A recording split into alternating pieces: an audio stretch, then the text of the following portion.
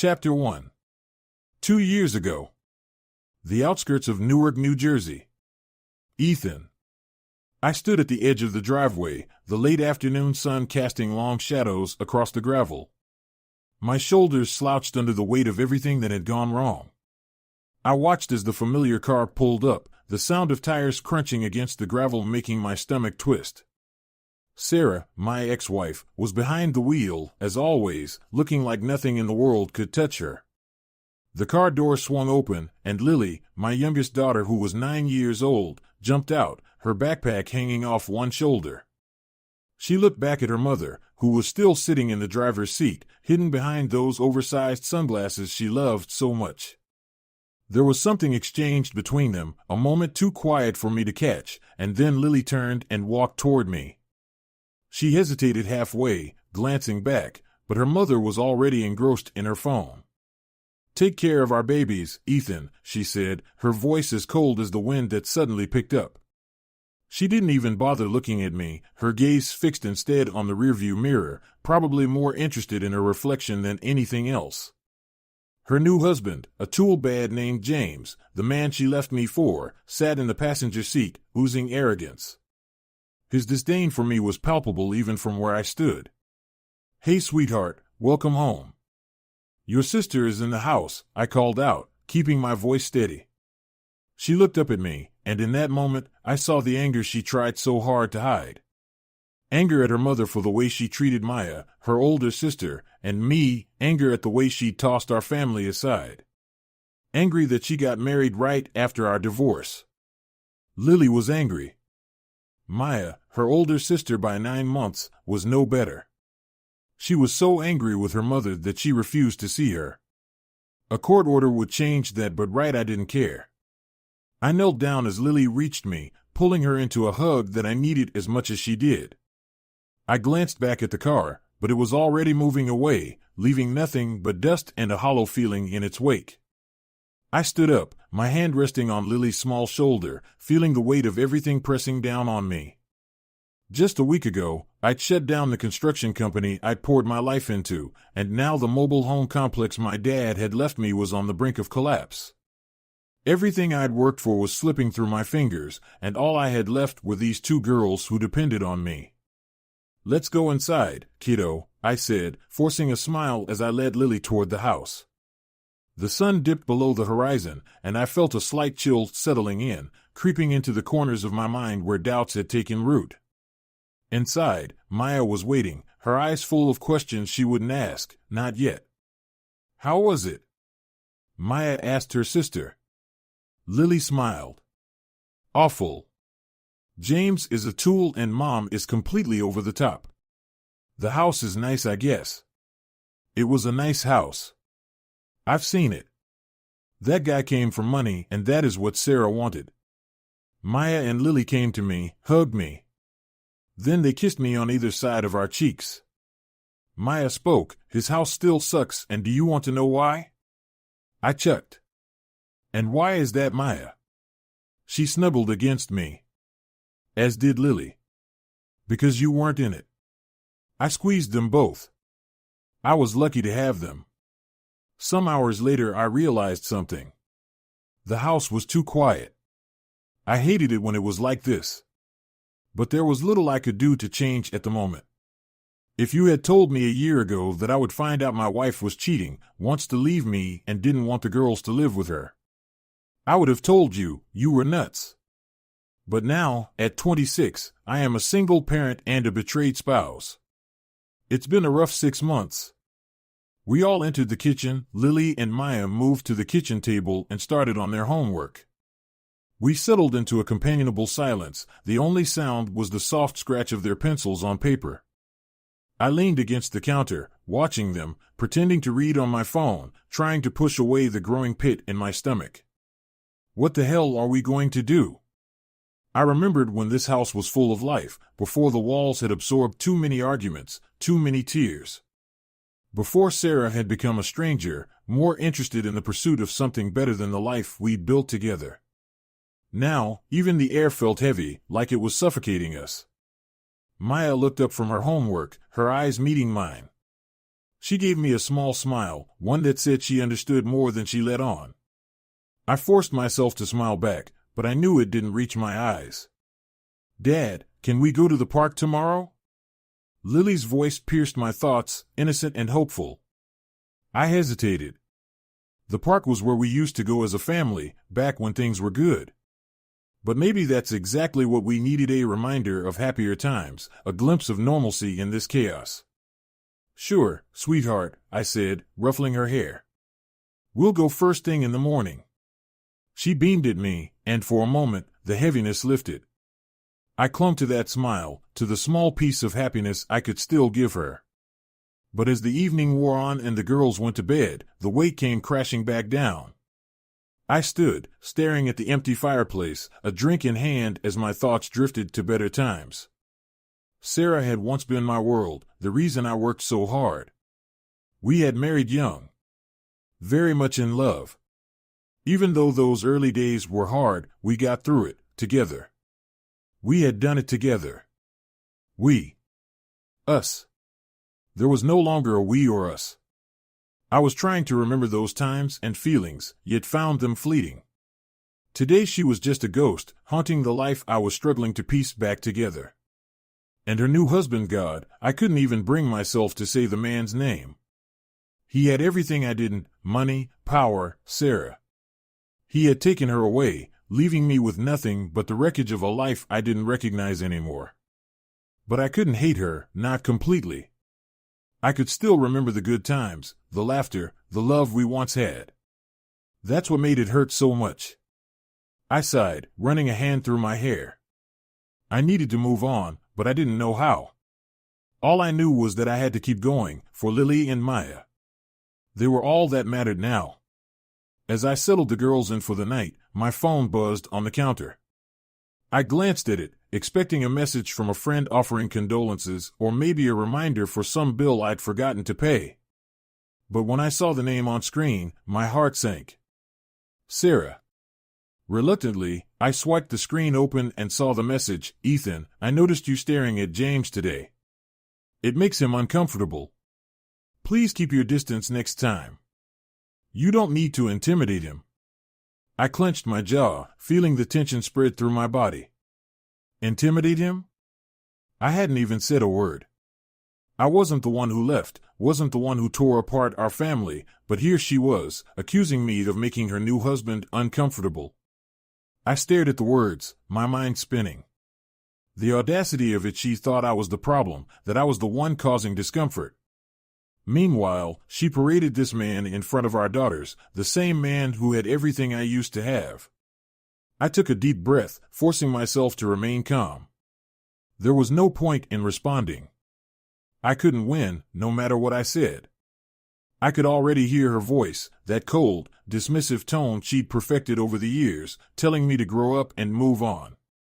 But how could I, when every time I looked at Lily and Maya, I saw the life we were meant to have? And now, she expected me to just stand by, silently watching while her new husband, the one she left me for, took over? I typed out a quick response, trying to keep my words neutral, just focused on Lily and Maya, Sarah. Let's keep it about them. We don't need to talk otherwise. Then I set the phone down, feeling the frustration and anger bubbling just beneath the surface.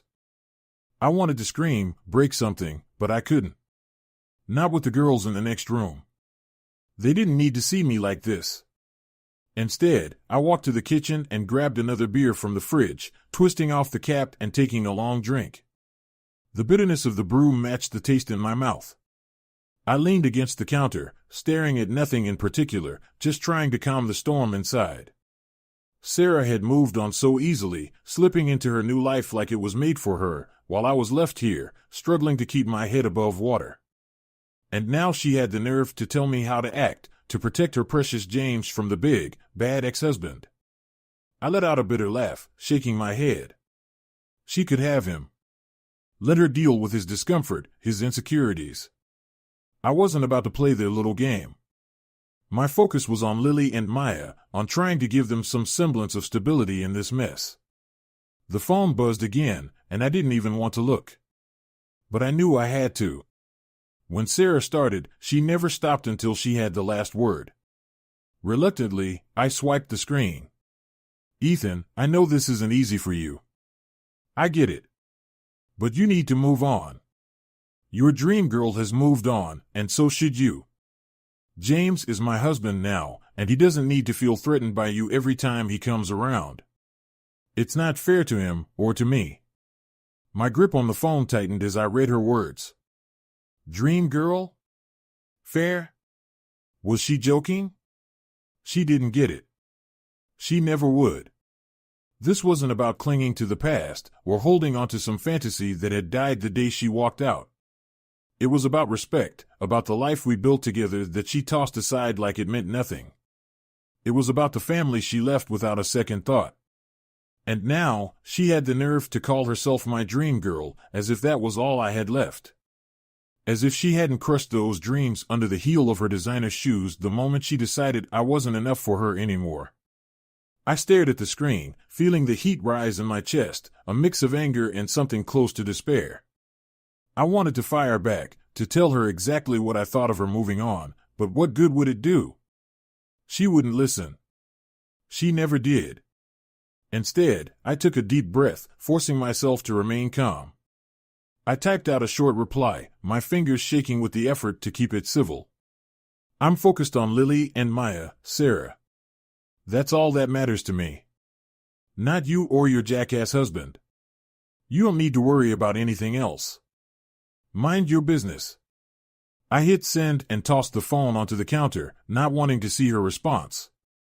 I knew it would come, probably laced with more of her condescending advice about how to handle my feelings, but I couldn't deal with it right now. All I could do was try to push the anger down, bury it deep where it wouldn't spill out in front of the girls. They didn't deserve to see this side of things. For now, I just needed to focus on them, on getting through another day, another night, and another drop-off where I'd have to plaster on a fake smile and pretend that everything was fine, even as the ground crumbled beneath my feet. I laid down trying to fall asleep. It took me a long time. I woke up early and thought about Sarah's text. I knew I couldn't stay in bed. The frustration was eating at me, gnawing at my insides. I needed to do something to get my mind off of her and that smug husband of hers. The kitchen had always been my refuge, a place where I could lose myself in the rhythm of chopping, slicing, and sautéing. It was where I could create something good, something that made sense. I pulled myself up, feeling the familiar ache in my back as I stretched. The house was quiet, Lily and Maya were asleep, and the only sound was the hum of the refrigerator. I opened it, scanning the contents. Fresh ingredients always called to me. There was a carton of eggs, some fresh herbs, a block of Gruyere, and a few other odds and ends. It was enough to get started. I grabbed what I needed and began moving around the kitchen, letting my instincts take over. Cooking came naturally to me. I cracked the eggs into a bowl, whisking them with a dash of cream and a sprinkle of salt. The knife felt good in my hand as I finally chopped the chives, the rhythm of the blade against the cutting board soothing me. Next came the Gruyere, which I grated into fluffy, fragrant piles. I could already imagine how it would melt into the eggs, creating something rich and satisfying. The stove clicked on, and I heated a pan, swirling a bit of butter until it sizzled and foamed. I poured the eggs in, watching them start to set around the edges, before gently stirring them, coaxing them into a creamy, soft scramble. I added the cheese and herbs, folding them carefully. The smell filled the kitchen, warm and comforting, like a hug I desperately needed. I plated the eggs, topping them with a few more fresh chives, and stood back to admire my work. It wasn't fancy, but it was good. It was something I had made, something that wasn't falling apart. Sitting at the table, I took a bite. The flavors were perfect, balanced in a way that made me forget, even if just for a moment, all the things that were wrong in my life. This was what I loved, what I was good at. Cooking was my escape, my solace. I'd always wanted to be a chef, to open my own restaurant, but life had taken me in a different direction. Everything had come with some dumb choices and a sense of responsibility, including babies, military, and criminal conduct. I had married young, had children even younger, and decided to join the military to better our situation. Looking back, it's hard to know if that decision had been a good one. Had I stayed, had I tried to be something else or someone else, maybe I would not be in the place that I am. But we will never know that. I took another bite of my eggs. Cooking. A restaurant? A food truck? The idea began to take root. I wasn't sure how or when, but I knew one thing: I couldn't keep going on like this. Something had to change. I continued eating my scrambled eggs, letting the warmth and richness settle into me. Just as I was about to get lost in my thoughts again, I heard the soft creak of the floorboards behind me. I turned around to see Lily, rubbing her eyes and yawning, her messy hair sticking out in every direction. Maya wasn't far behind her, looking a bit more awake but still groggy, with that sleepy confusion kids have when they first wake up. "Dad, what are you doing so early?" Lily mumbled, blinking at the plate of eggs in front of me. "Couldn't sleep," I said, pushing the plate toward her. "Want some?" "It's fresh." Lily eyed the plate, and then Maya, who was already sniffing the air. "Is that cheese I smell?" Maya asked, her eyes lighting up. "Did you make your famous cheesy eggs?" "Sure did." "Help yourselves," I said, standing to grab a couple more plates from the cupboard. Maya grabbed a fork and took a big bite, letting out a dramatic sigh. So good." "Daddy, you should seriously be a chef." "Yeah, you could open a restaurant and make us cheesy eggs all the time," Lily added, her voice still thick with sleep, but there was a hint of excitement in it too. "Oh yeah? And what would we call this restaurant?" I asked, playing along, my mood lifting just a little. Lily scrunched her nose, thinking hard. "How about Ethan's Eats?" "No, wait, that sounds like a food truck." "How about Lily's Bistro?" "But you do all the work." Maya rolled her eyes. "Please, Maya's Cafe sounds way better. Plus, I'd be the one making all the decisions since I'm clearly the better business mind here." I chuckled, shaking my head. "Oh, is that so? And what makes you a better business mind?" Maya grinned.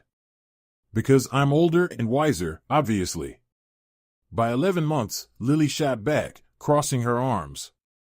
"Besides, I have better taste buds. You eat plain cheese pizza, for crying out loud." "Who does that?" "Pineapple and ham for the win." "Plain cheese pizza is classic," Maya defended herself. "Simple, elegant, and you can't go wrong. Just like Dad's cheesy eggs." Lily rolled her eyes in a perfect imitation of Maya's earlier one. "Whatever. Just don't expect me to work at your boring cafe when I'm a famous artist." "Fine, but don't come crying to me when you're starving because all you have to eat are your art supplies." "Oh, I'd find something," Lily said, grabbing a piece of toast from the counter. "And it wouldn't be plain cheese pizza, that's for sure." I laughed at their back and forth. Being so close in age, the girls had a special bond. They fought like cats and dogs, but loved just as hard. It was endearing. "You know," I said, wiping my hands on a dish towel, "if I ever did open a restaurant, I'd need 2 very reliable taste testers. Think you two would be up for the job?" Maya and Lily exchanged a look, their competitive streaks momentarily forgotten. They both nodded enthusiastically, their earlier sleepiness replaced with excitement. "We're in," Maya declared, puffing out her chest a little. "But only if I get to decide the dessert menu." "Deal," I said, feeling a smile tugging at my lips. "And Lily, you can help design the place. Make it as artsy as you want." Lily's eyes lit up. "Really? Can I draw on the walls?" "Sure, why not? You can paint a mural right in the dining area." "Awesome," Lily said, her mood brightening as she started imagining all the designs she could create. We spent the next hour together, finishing off the eggs and toasting more bread, talking and joking. It was nice, normal, and something that had been missing lately.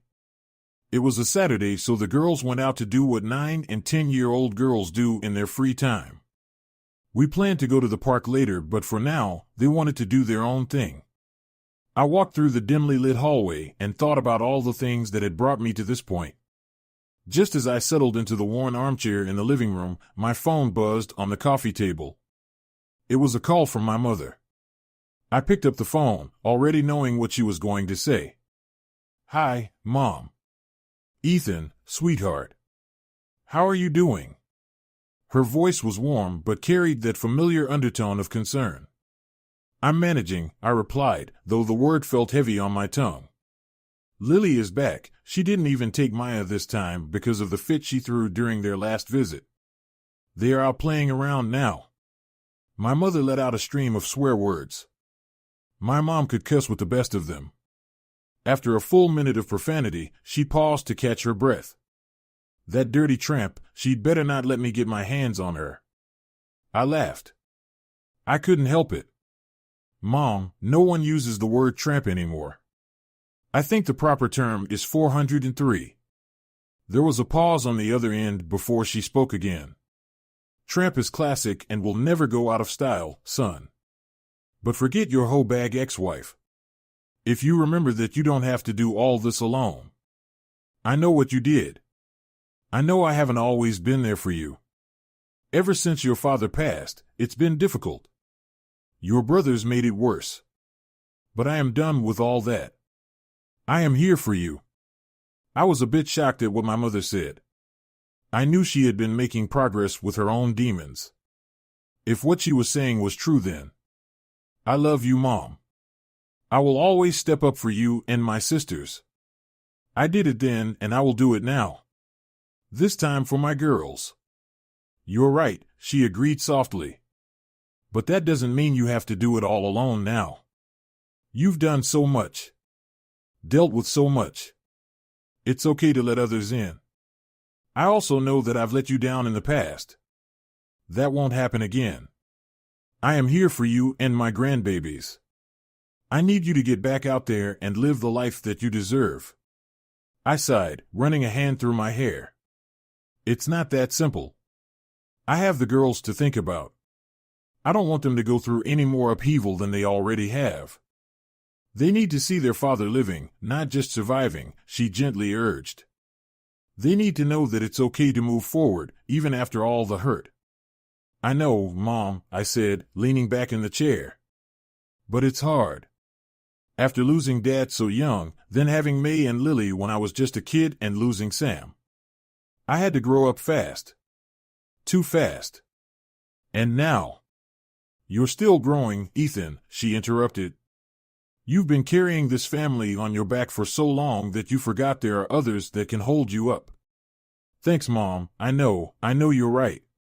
It's just hard. Take your time, sweetheart. But promise me you won't shut yourself off from the world.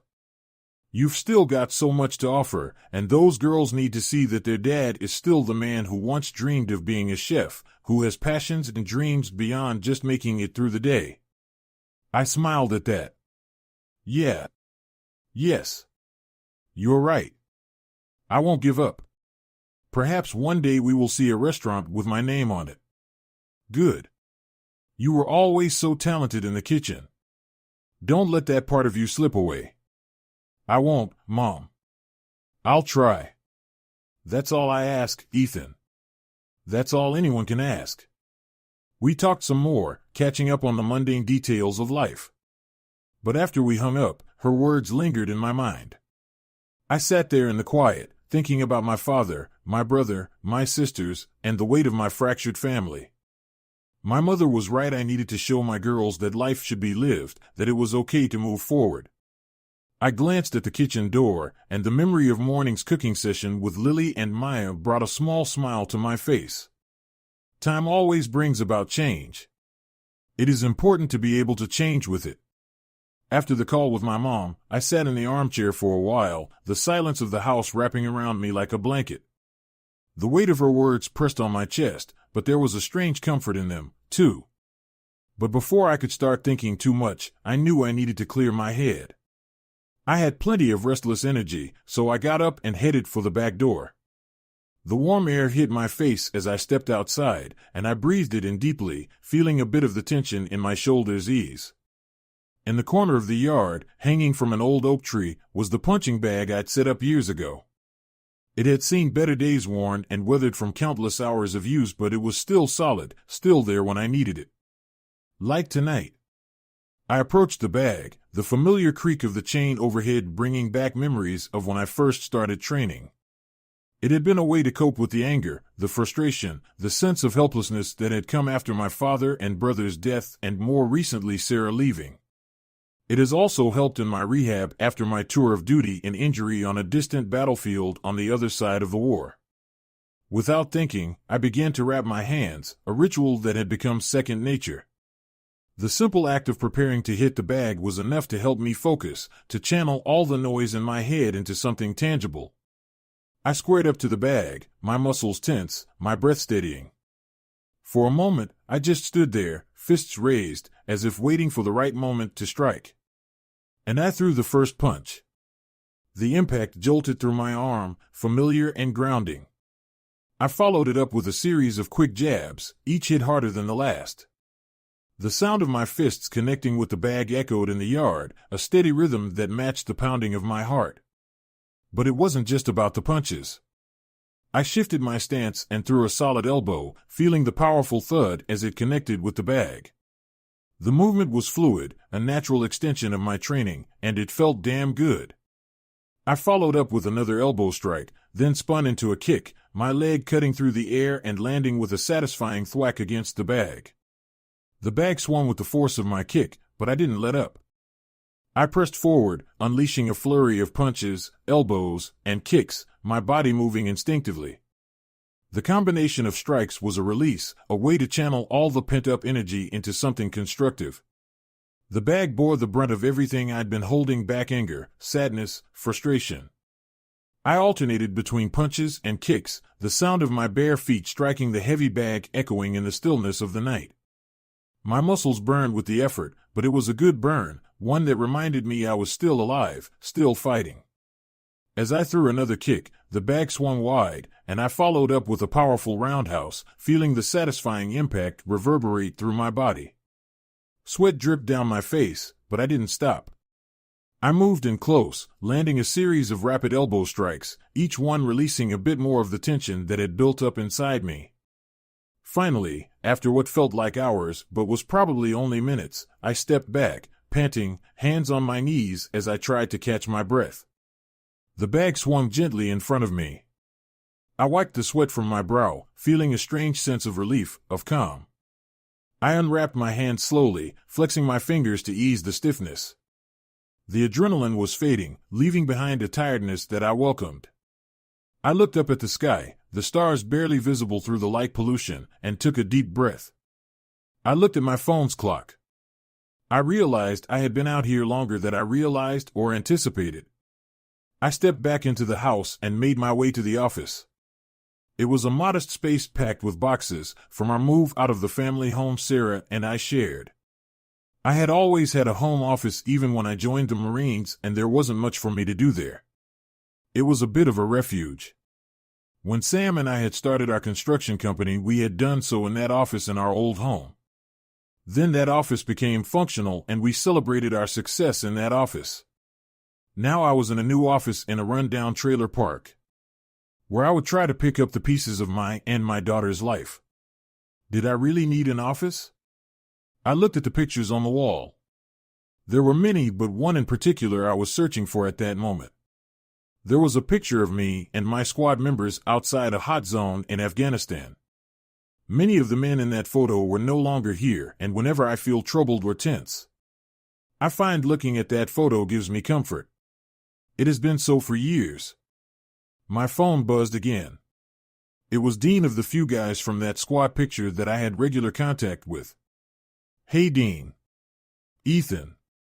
"How you doing, son?" "Dude, don't call me that. I am older than you remember?" I heard a chuckle. "Semantics. What are you doing?" "Oh, you know, same old." "You're not moping, are you?" I snorted. "I don't mop." "What do you want, dude?" I've got tickets for a fight on Friday. You're coming with me. I paused. I can't, man. I've got the girls. Sherry is going to come and keep an eye on Maya and Lily. You need to get out and interact with adults who are not your bitch of an ex-wife. I laughed. It felt good. Laughter doesn't happen often these days. Sherry was Dean's wife. She was a hell of a woman. Sarah had been all polish and gloss. Sherry was the exact opposite. Short, stout, and hilarious. I wasn't even sure she owed makeup. All right. I am in. But only for a few hours. The smile on Dean's face could be heard over the phone. Awesome. Bring a gym bag, running shorts, and petroleum jelly. I will be at your place at 7. Dean hung up. I looked at the phone. What the hell? Chapter 2.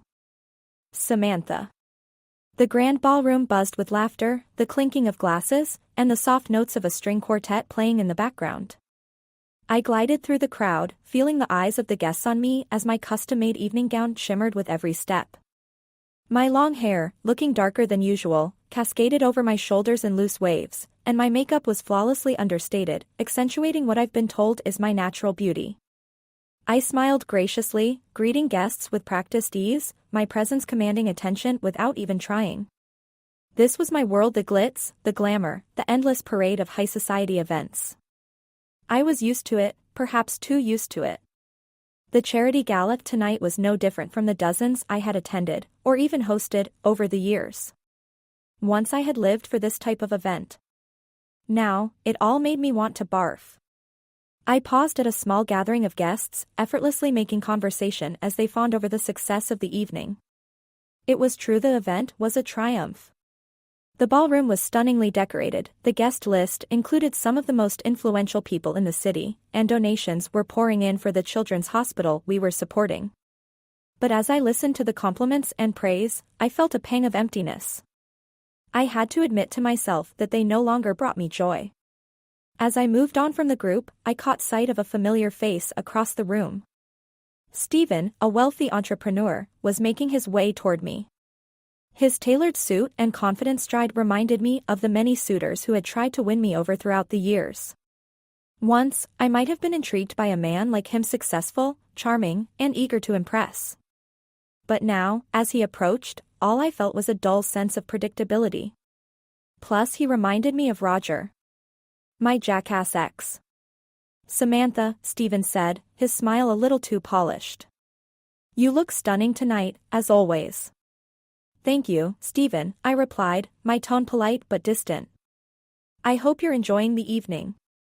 How could I not? You've outdone yourself with this gala. The whole city's talking about it.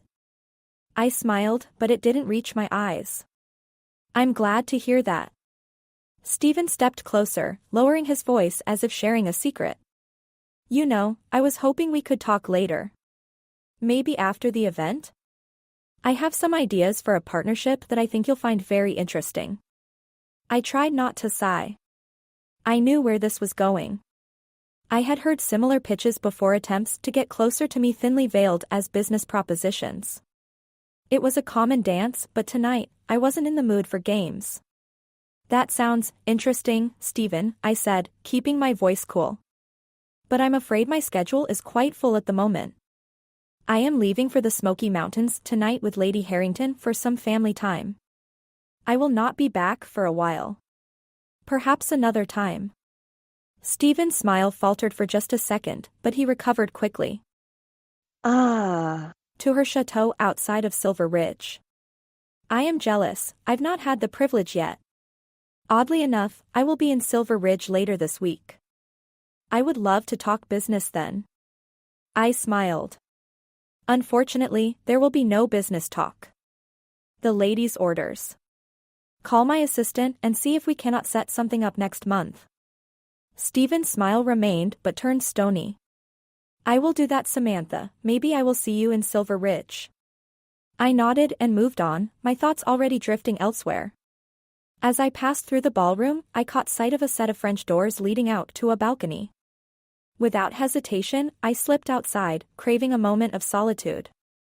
The cool evening air was a welcome relief from the warmth of the crowded ballroom. I leaned against the railing, gazing at the city's skyline. The lights of New York stretched out before me, a reminder of the world I had built for myself, a world that now felt more like a gilded cage. A soft voice interrupted my thoughts. "You look like you need a break." I turned to see my aunt, Lady Victoria Harrington, standing nearby. At 48, she was still a strikingly beautiful woman, with an air of grace and wisdom that commanded respect. She was my father's youngest sister, and since the moment I met her we had been close. She always wanted a daughter but had to settle for me. I smiled. "I did. It's a bit overwhelming in there." Victoria moved closer, joining me at the railing. "It's understandable. Since Henry died I have found myself enjoying these get-togethers less and less. They are simply exhausting." I sighed, my gaze drifting back to the city lights. "I hear you there. I miss Uncle Henry too. But it's not just the event, and Victoria. It's everything. I feel like I'm just going through the motions, but nothing really excites me anymore." Victoria studied me for a moment before speaking. "You've accomplished so much, Samantha. Accomplishment can come with disappointment when you feel like your goals are lacking." I nodded, grateful for her perceptiveness. "I don't even know what that is anymore. I've spent so much time in the pursuit of, I don't know, purpose? But it's all starting to feel hollow." Victoria's expression softened with understanding. "Perhaps what you're looking for isn't something you'll find here." I looked at her, curiosity piqued. "What do you mean?" Victoria smiled gently. "There's more to life than these glittering events and wealthy circles. It may be time to think outside your box a bit. Shake things up." I considered her words but didn't really know what that meant. How does someone in my position shake things up? Join a convent? Become a traveling circus performer? Spin on a pole as an exotic dancer? I snorted. Roger would love to see that. The jerk. My thoughts were interrupted by the sound of laughter drifting from inside the ballroom. I turned slightly, catching a glimpse of a small group of men gathered near the entrance to the balcony. Their eyes frequently darted toward me and Lady Victoria, a sight that was all too familiar. Men of various ages, all attempting to charm their way into my or Victoria's good graces. Victoria was, after all, a widow with substantial wealth and influence. With the tragic loss of Lord Harrington, she had never lacked for suitors. "Looks like you have some admirers," I said, nodding toward the group. Victoria chuckled softly. "As do you, my dear. Atlas, are these admirers, or opportunists? It's hard to tell these days." I smiled, but my heart wasn't in it. "I don't know how you do it, Aunt Victoria. The way you handle all of this, the attention, the expectations. It's exhausting. I thought dealing with modeling photographers and fans was difficult. But high society, it's like the worst." Victoria's gaze softened as she looked at me. "It wasn't always easy, Samantha. But I learned a long time ago that true contentment doesn't come from the adoration of others. It comes from within." "You sound like a Hallmark special." She chuckled. "Doesn't make it any less true." I nodded, though I still felt a twinge of envy at her composure. Victoria had always seemed so at peace with herself, so unaffected by the trappings of wealth and power. I, on the other hand, felt increasingly disconnected from the life I had built, a life that seemed so glamorous on the outside but was slowly suffocating me on the inside. As if sensing my thoughts, Victoria reached out and gently touched my hand. "The world is full of possibilities. You simply have to look for them and take a chance." Before I could respond, the doors to the balcony swung open, and a man in his late 40s, with salt and pepper hair and an air of self-assuredness, approached us with a confident stride. "Lady Harrington, Samantha," he greeted us with a charming smile, bowing slightly as he took Victoria's hand and kissed it. "You both look radiant this evening." "Thank you, Charles," Victoria replied, her tone polite. "I trust you're enjoying the gala." Absolutely, Charles said, his eyes lingering on Victoria. Though the real highlight of the evening is being in the presence of such captivating women. Victoria smiled curtly but didn't engage further, making it clear that the conversation wouldn't go much deeper. Charles, undeterred, turned his attention to me. And you, Samantha, he said, his tone slightly more playful. I heard you're involved in another charitable project. What is it this time? Building schools in underprivileged areas?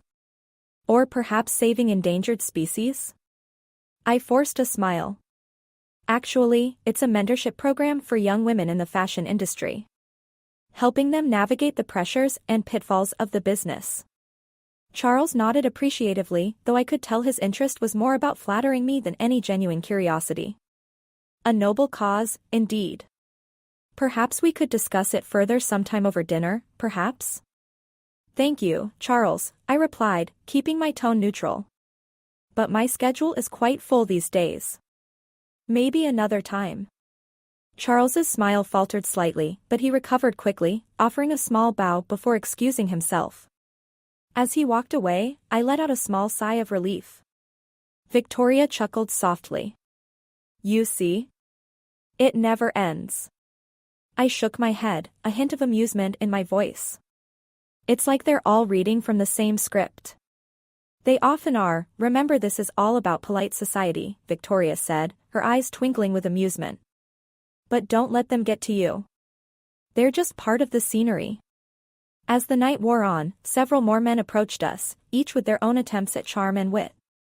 There was Arthur, a silver-haired gentleman in his 60s who tried to impress Victoria with tales of his yacht and his recent travels. Then there was Devon, a younger man in his 30s, whose nervousness was masked by a practiced confidence as he complimented Victoria's poise and my elegance. And finally, there was Daniel, a dashing man in his 40s, who seemed more interested in his own reflection in the glass doors than in the conversation he was attempting to have with Victoria. Through it all, Victoria remained composed, politely engaging with each suitor while maintaining a distance that made it clear she wasn't interested in anything more than light conversation. Finally, after hearing from another Ivy League college senior about how he is joining the markets on Wall Street, I excused myself from the balcony, leaving my aunt to fend for herself. Victoria waved me off with a knowing smile. I navigated my way through the opulent ballroom, my heels clicking softly against the marble floors. The gala was in full swing, with guests laughing and chatting, their glasses clinking in celebration. To me, it all felt like a blur, the same faces, the same conversations, the same hollow compliments. I needed distance, something real to break through the superficiality that surrounded me. Spotting a side door leading the gardens, I made a quick decision and slipped outside. More cool night air was a welcome relief as I stepped into the garden. The sounds of the party faded into the background, replaced by the gentle rustling of leaves and the distant chirping of crickets. The garden was beautifully lit, with soft, golden lights highlighting the pathways and casting a warm glow on the manicured bushes and flowers. I walked slowly, taking in the tranquility of the space. I came to a stop at a stone bench beneath a large oak tree, where I sat down and leaned back, closing my eyes and letting the peacefulness of the garden wash over me. For a moment, I allowed myself to forget the pressures of my life, the constant scrutiny, the expectations, the endless search for something I couldn't quite define. Here, in the stillness of the night, I could almost imagine a different life, one where I wasn't always in the spotlight, one where I could sit quietly in the moonlight not knowing what I was doing or why. My thoughts were interrupted by the sound of footsteps crunching on the gravel path. I opened my eyes to see a young man approaching, his expression a mixture of hesitation and determination. He was probably in his early 20s, with tousled brown hair and an air of nervous energy. No, he couldn't be more than 20. Ballsy, I will give him that. Mind if I join you? He asked, his voice tentative. I smiled politely and gestured to the bench. Go ahead. He sat down, keeping a respectful distance. He fidgeted with his hands, clearly unsure of how to start the conversation. I hope I'm not bothering you, he began, his voice tinged with uncertainty. I've been trying to find the right moment to talk to you all night. I raised an eyebrow, intrigued despite myself. Oh, and who might you be? I'm Alan, and you don't have to be embarrassed or pretend to remember me. We've met before, but that was a long time ago and I was quite young. Unfortunately, not all of us can be as memorable as you are. I was taken aback. That was smooth but sounded sincere. It might not have been, but my BS detector is pretty good. Interesting. I can accept that. Nice to meet you again, Alan. I am Samantha Harrington. Yes, it is Samantha. The pleasure is all mine. I settled back. So Alan, you've been waiting to talk to me all night. You have me. What do you want to talk about? He looked down at his hands for a moment before meeting my gaze. I know this might sound strange, but are you okay? For someone who pulled off the party of the year, you seem sad. Again, I was taken aback. And why do you say that, Alan? He shook his head. Honestly, I am not entirely sure. You are radiant. Tonight you just seem kind of off. Damn. This guy is good. I am not even sure how to answer. He smiled, the tension in his shoulders easing slightly. I eyed him. Okay, Alan, let's pretend for a second that I am sad. Why would I share with you? He shrugged. I am not necessarily expecting you to. I just wanted you to know that someone noticed. Talking about it can be helpful. Trust me, I know. I turned away from him and took into the view of the Newark skyline. New Jersey gets a bad rap, but I actually enjoy this view even more than in New York. We sat in silence for a moment. I've always wanted to do something meaningful. I start talking without realizing it. I have plenty of the things that people aspire to. I've got a great family. I've had good career and educational success. My relationships have been a disaster, but I'd like to think that my Prince Charming is out there for me. I got into the charity game to make a difference, to find out something, a cause I can work towards. So when my looks fade and I am an old woman on a rocking chair, I can look back and say I gave more than I took. I hopefully made the world a bit better place. I paused again to gather my thoughts. Alan didn't say anything either. I guess you could say I am sad because I am not sure what I am doing is the way to make the world a better place. He looked at me with a mixture of hope and curiosity. Do you really believe that? Honestly, I don't know what to believe, I replied, my voice firm. I come to parties, I get rich people to pay money towards a cause.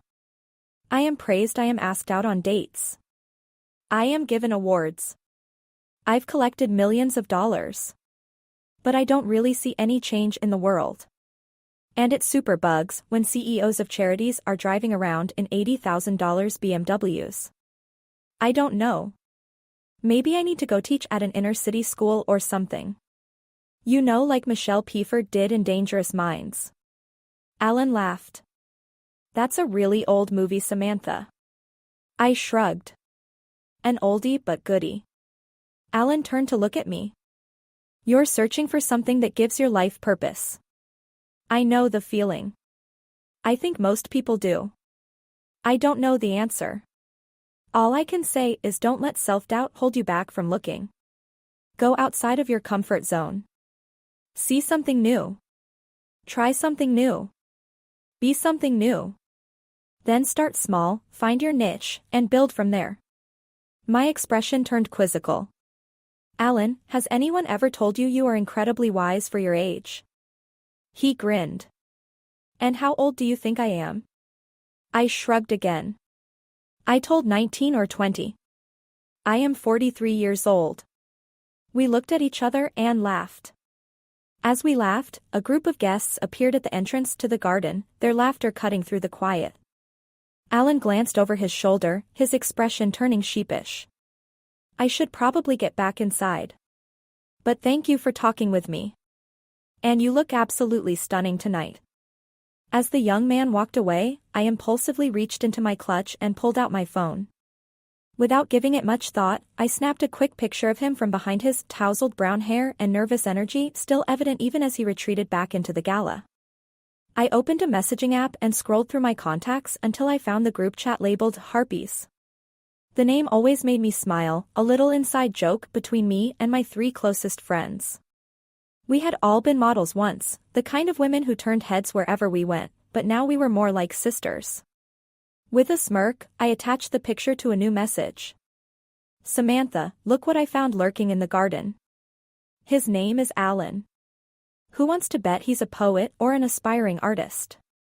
I hit send, imagining the reactions I'd get.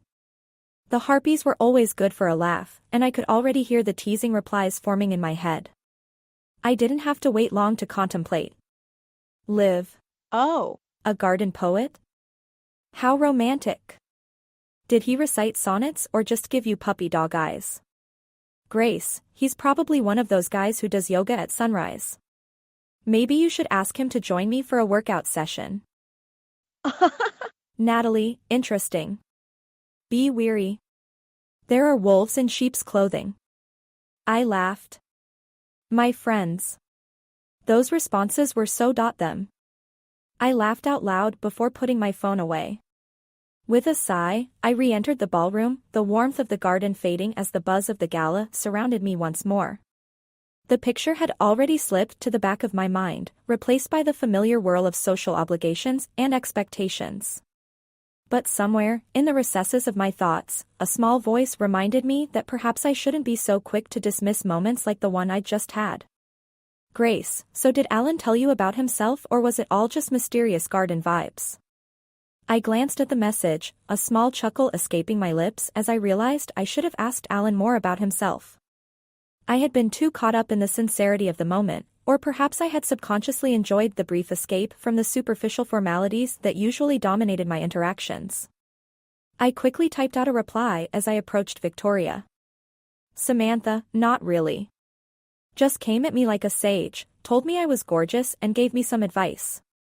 It was cute. Liv blurted out the first thing that came to her mind. Liv, oh, and he left without giving you his contact information. How romantic. I love it. This could be fun. Grace followed up, equally amused. Grace, I'm telling you, he's definitely a yogi. Probably does meditation too. Maybe he's your Zen guru in disguise. Natalie, true to form, was more contemplative. Natalie, people enter our lives for a reason, a season or lifetime, and we are constantly updating that list. Liv, wow. Nat, that was deep. I put my phone away as I reached Victoria, her smile warm and welcoming as always. She noticed the faint amusement in my expression and raised an eyebrow in silent inquiry. Something funny, she asked, a knowing glint in her eye. Just the harpies being themselves, I replied, waving it off with a smile. You know how they are. Victoria chuckled softly. Yes, I do, they are good girls. I nodded, appreciating the truth in her words. My friends have always been a source of laughter and support, helping me navigate the complexities of our world with a bit more levity. As we stood together, the conversation around us flowed naturally, but my mind kept drifting back to that moment in the garden. The young man's earnestness, his genuine admiration, it had been refreshing, a stark contrast to the usual interactions I was used to. Victoria must have sensed my distraction because she leaned in slightly and spoke in a quieter tone. How was your break? I hesitated, unsure of how to put my thoughts into words. Great, and I realized something. What's that, my dear? I realized how much I appreciate those moments when I can just be myself. No pretense, no expectations. Victoria studied me for a moment. Those moments are rare in our world, but they're important. Don't lose sight of them. I nodded, no further comment needed. I agreed. The night wore on, the gala continuing in full swing around us. I re-engaged with the guests, fulfilling my duties with the usual charm and grace, but my mind was elsewhere. As the final guests began to trickle out and the ballroom started to empty, I felt a strange mix of exhaustion and exhilaration. I had done what was expected of me, played my role to perfection, but something had shifted. The night had solidified something within me. I wanted to look for something more, something I couldn't explain or even outline. I needed to do something crazy. I just needed to figure out what that is. Harpy's group chat, I typed out a final message before heading home for the night. Samantha, tonight was different. Maybe it's time to shake things up a bit. Liv was quick to respond, ever the cheerleader. Liv, that's the spirit. Let's start with a girls' trip. Somewhere fun, somewhere new. We can all use a little adventure. Grace added her own enthusiasm. Grace, and don't worry, I'll make sure we stay active while we're at it. Adventure and fitness, the perfect combo. Natalie, as always, offered her quiet encouragement. Natalie, change is good, Samantha. Follow that feeling. We're with you, no matter what. I smiled as I read their replies. Ethan, my dear boy. You are so kind to this old lady. I wiped my hands as I closed the hood of Mrs. Anderson's 1959 Chevy. It is a beast of a car. It had been her husband's, and they used to take it to car shows. She's getting up there in age, but wanted to get it to one last show. I offered to give a tune-up and make sure it was running well. Mrs. Anderson is good people, as was her husband. I like to help good people. You're very welcome, Mrs. Anderson. I wish I could upload it and travel with you. Mrs. Anderson smiled. My dear boy. You are so precious helping out this old lady. You're like the son I never had. Geez, Mom, I am right here. Just then Mrs. Anderson's son, Tyler, walked into the open garage. Tyler was in his 40s. Goofy and successful. Some sort of IT job. Smart, but not particularly handy. Hey, Ethan. Good to see you. You're too, Tyler. My phone buzzed. Sorry, Tyler, Mrs. Anderson, I need to go back. Need to finish packing. Be safe, Ethan. You too, Mrs. Anderson. I packed the last of the coolers into the bed of my new truck, the one I'd splurged on just last year. It was a beauty, sleek, powerful, and able to handle anything the woods could throw at it. I'd saved up for it, and there was something satisfying about owning a truck that felt as tough and capable as I'd become over the past couple of years. This one was extra special because it had 3 rows of seats. It was damn near a SUV. But I digress. Maya and Lily were chatting outside, and I could hear the excitement in their voices, talking about our coming week-long camping trip. It was going to be wet as it springs on the East Coast, but that was to be expected. We were prepared, and they needed this time away, and frankly, so did I. The sound of tires on gravel pulled my attention, and I turned to see Sarah's car brand new and polished to a shine, with her sitting inside looking like she'd just stepped out of a fashion magazine. Mom's here, Lily muttered under her breath, a mix of frustration and unease in her tone. Maya just rolled her eyes. Sarah stepped out of the car, her stilettos crunching on the gravel as she made her way over, eyes narrowing as she took in the sight of my truck, and then me. I saw the flicker of surprise before she masked it with her usual air of superiority. She noticed the changes, how could she not? I'd spent the last couple of years working on myself, not just physically, but in ways she couldn't even begin to comprehend. The last 6 months in particular were focused on strength training. It was noticeable now. So what is that you wanted to talk to me about? She said, her voice edged with something I couldn't quite place. She scanned me up and down, lingering on the definition in my arms, the way I filled out the flannel shirt I'd thrown on this morning. I never said I wanted to talk.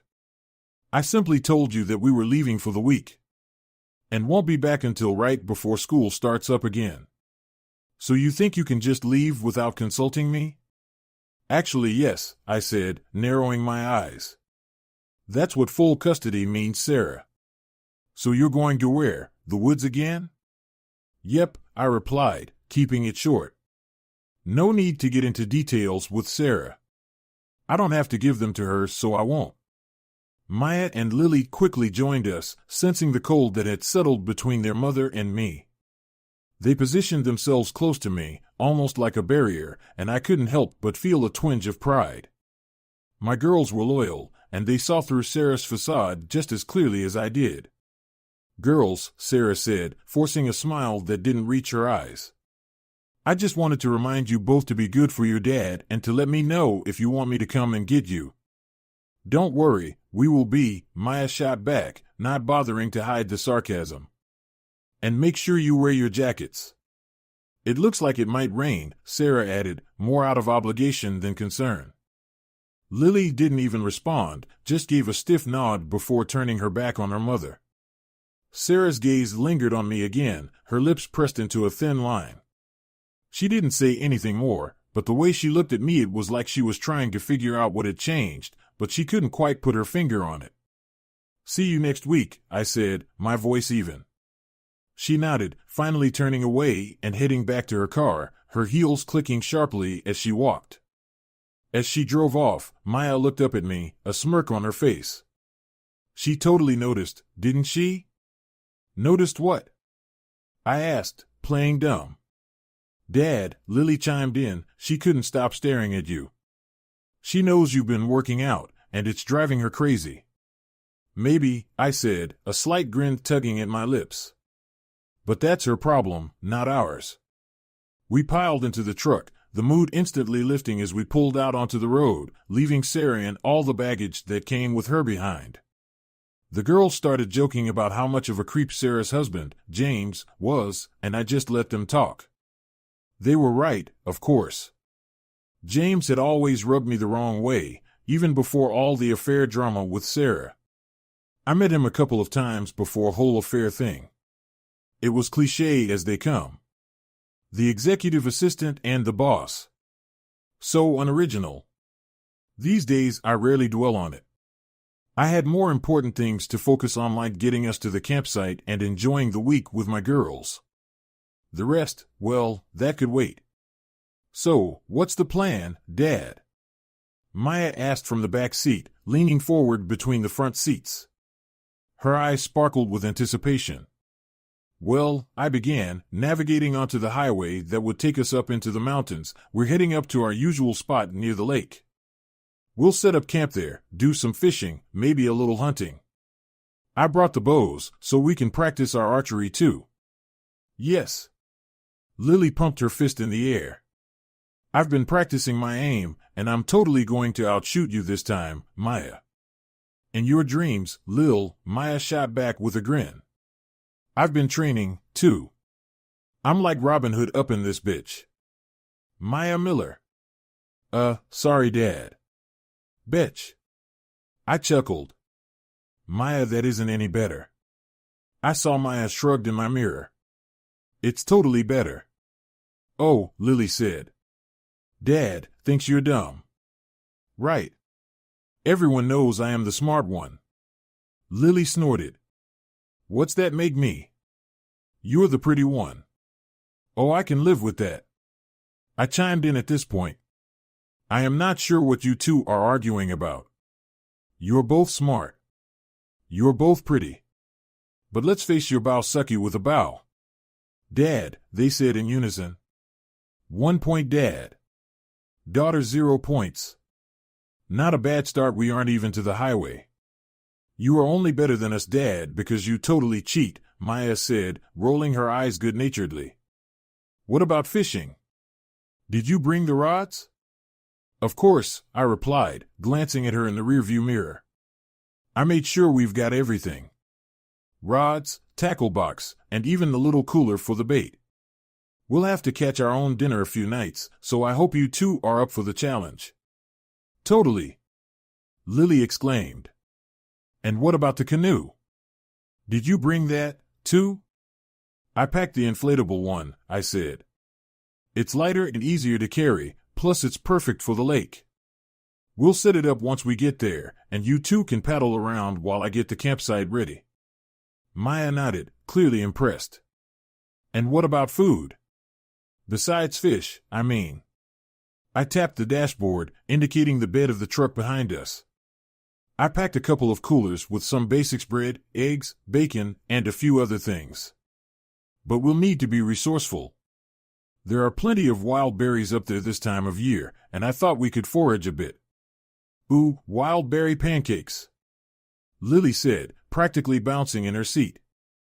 I called dibs on picking the berries. And I'll make sure they're not poisonous, Maya added with a smirk, earning a playful shove from her sister. Don't worry, I'll keep an eye on you both, I said, smiling at their enthusiasm. And I brought the camp stove, so we'll have pancakes, bacon, and eggs in the mornings, just like always. The girls settled back, their excitement palpable as we left Newark behind and began our trek into the Smoky Mountains. After about 2 hours, we left the highway. The road wound through thick forests, the tall pines towering over us like silent guardians. The air grew cooler as we climbed higher, and the first hints of a storm started to roll in dark clouds gathering on the horizon. We're supposed to be up there for the whole week, I said, glancing at the sky. So I hope you packed your rain gear. Looks like we might get a little wet. Bring it on, Maya said confidently. We can handle a little rain. Lily nodded in agreement. Yeah, it'll just make it more of an adventure. That's the spirit, I said, though I kept a wary eye on the clouds. A little rain was one thing, but I didn't want us getting caught in anything too serious. Still, I'd been through worse, and I knew we were well prepared. The girls exchanged a look, and then Maya leaned forward again. Dad, I just remember something of critical life and death importance. I lifted an eyebrow. I was pretty sure I knew the answer, but I didn't want to make light of it if I was wrong. What about s'mores? I didn't ever see you make the marshmallows. I made plenty of chocolate and marshmallows, I confirmed. But we'll have to find our own sticks for roasting. That's easy, Lily said confidently. We'll find the perfect ones. We continued our journey and the conversation flowed naturally, talking about what we'd do each day, what trails we'd explore, and how they were going to beat me in our archery contests. It felt good, being out here with my girls, leaving the worries of the world behind, if only for a while. Then it started to rain. Hard. The further we drove into the mountains, the more intense the storm became. The sky had turned an ominous shade of gray, almost black, and the wind roared through the trees, making them bend and creak in protest. I kept my eyes on the road, gripping the steering wheel a little tighter as the rain began to pour down in heavy sheets. The sound of it pounding on the roof of the truck was deafening, drowning out all but the loudest peals of thunder. The temperature also dropped very noticeable. I hoped no one was caught in this storm. Flash floors and cold weather was not a good thing. Dad, this storm is getting really bad, Maya said, her voice wavering slightly. She was leaning forward between the front seats, her eyes wide as she watched the rain pelt the windshield. I know, sweetheart, I replied, trying to keep my tone calm. But we're okay. The truck can handle this. We just need to keep moving and find a safe spot to pull over. Lily, who had been unusually quiet in the back seat, finally spoke up.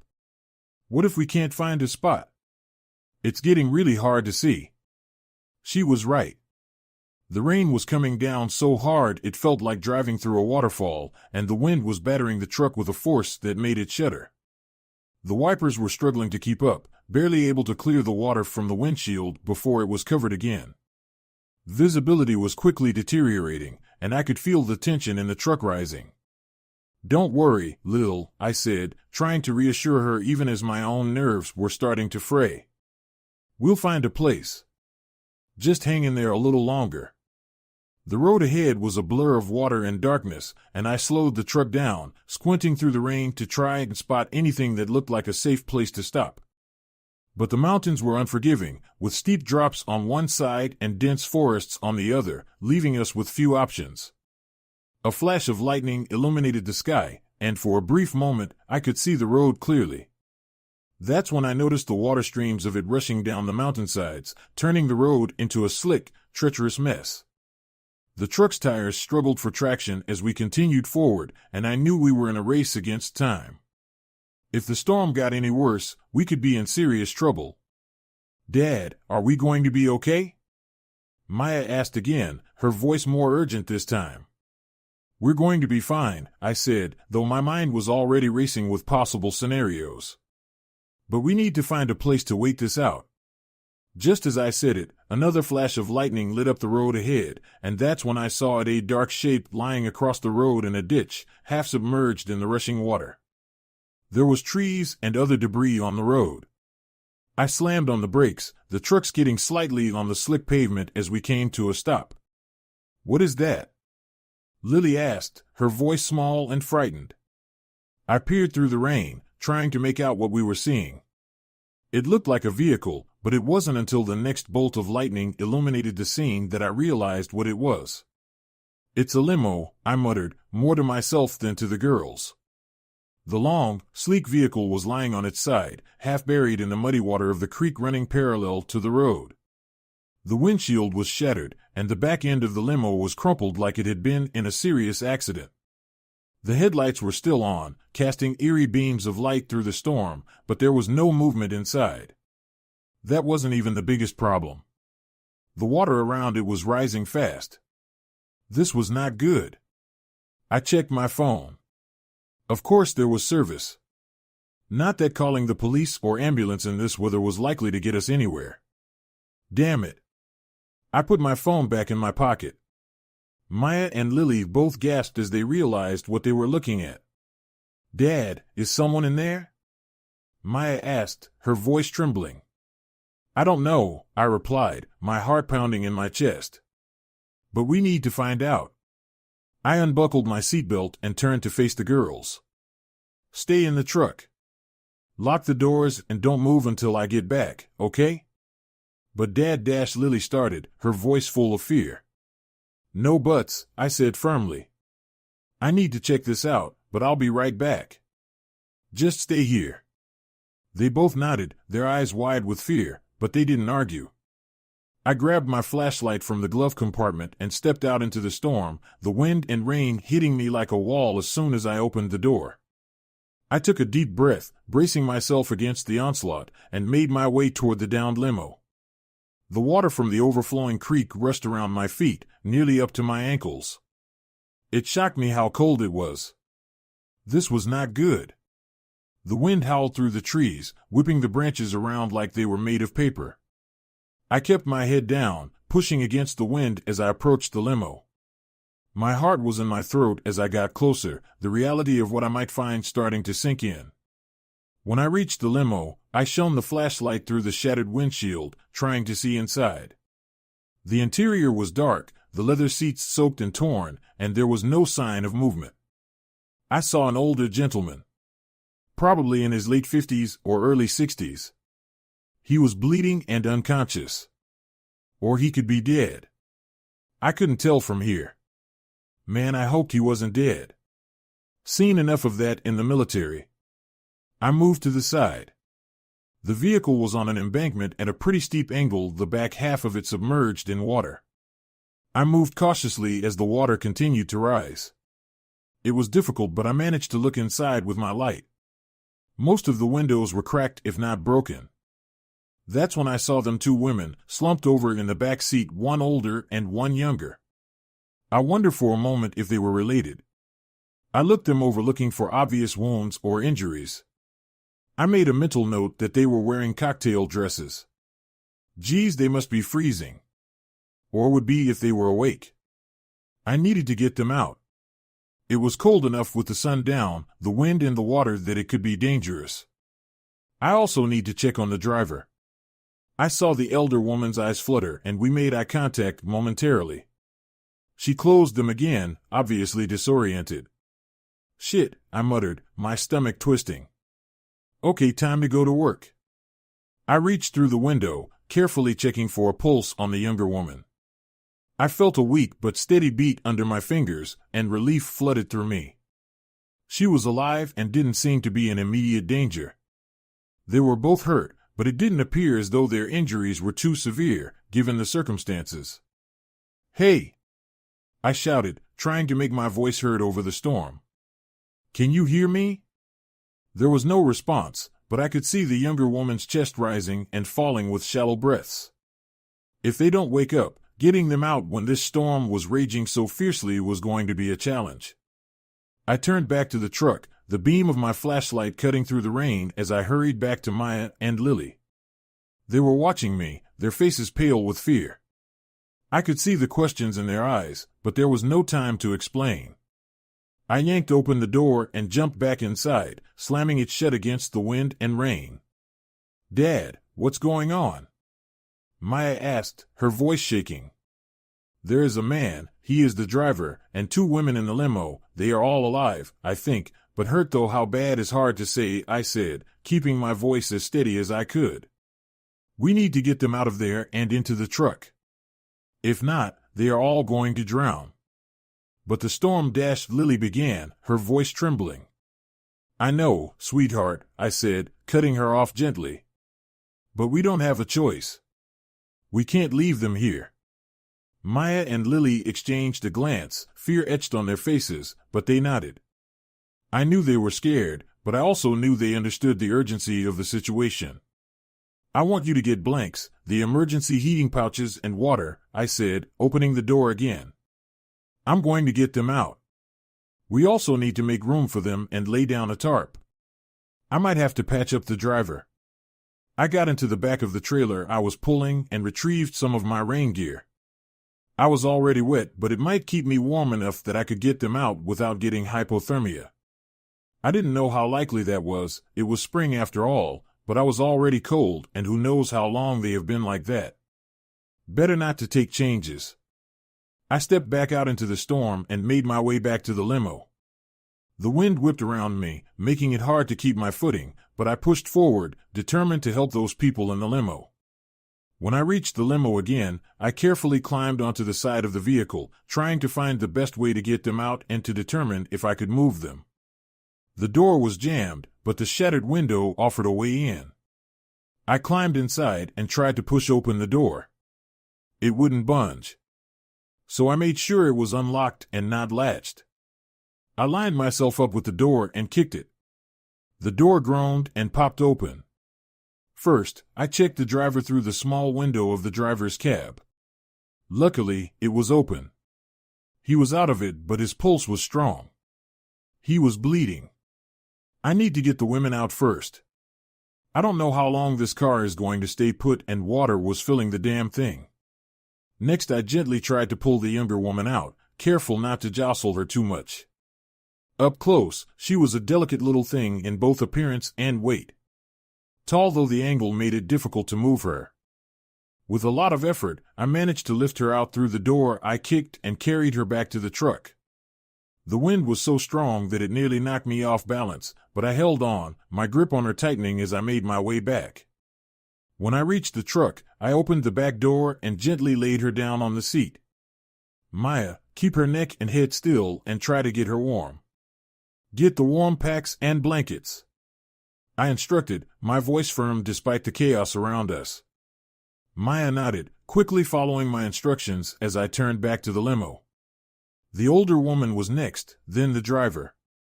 The storm was merciless, the wind howling like a wild beast as I struggled to keep my footing. Rain lashed at me, cold and unyielding, but I couldn't afford to lose focus. I heard the groan of metal, and the water movement of the creek seemed to intensify. That was not good. The limo lay at a high angle, the back half submerged in water that was rising fast. Time was running out, and I knew I had to move quickly if I was going to get them both to safety. When I reached the limo again, I carefully climbed onto the side of the vehicle. I stepped cautiously and steadied myself. The older woman was still inside, her eyes half open. "Help me."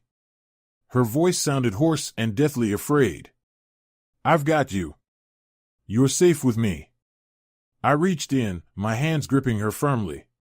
She was lighter than I expected, but the awkward angle made it difficult to maneuver her out.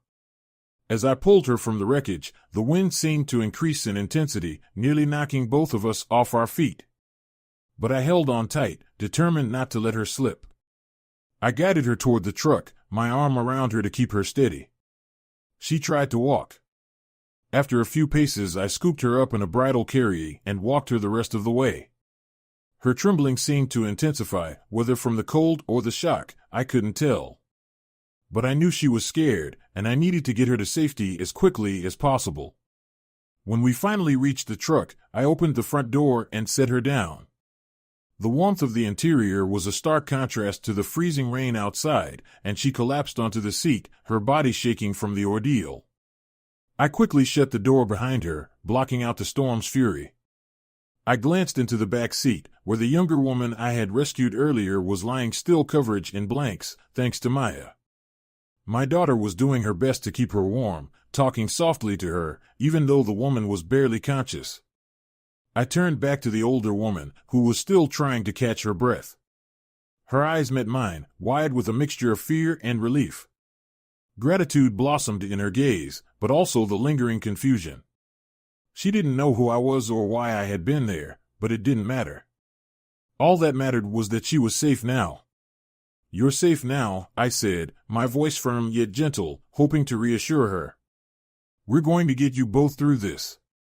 She nodded, the tension in her body easing slightly, though I could tell she was still in shock. I could only imagine what they had gone through before we found them, and I knew we weren't out of the woods yet. The storm was still raging, and we had to get out of here before things got even worse. It took me another 15 minutes to get the driver out of the car. Eventually I did. I had to carry him to the truck and placed him the third row of seating. Thank goddess I opted for his special model. I was going to need to thank Dean. I checked him for bleeding. The cuts were not bad and were already slowing down. I laid him on the tarp and tended to his wounds the best I could in the wild storm. It would have to do. "Lily. Maya. Cover him, please." I glanced back at the road, then at the rising water around us. There was no time to lose. I turned my attention to the task at hand, my mind already racing with what needed to be done next. These women needed to be somewhere safe, somewhere dry. And I was going to make sure they got there, no matter what. The best-case scenario was a hospital, but the nearest one was about 150 miles away and over some really tremendous ground. I could come back the way we came towards Newark, but that was probably several hours, and we could easily get into another accident. Unsure what to do, I climbed into the driver's seat, starting the engine. The truck roared to life, a comforting sound in the midst of the chaos outside.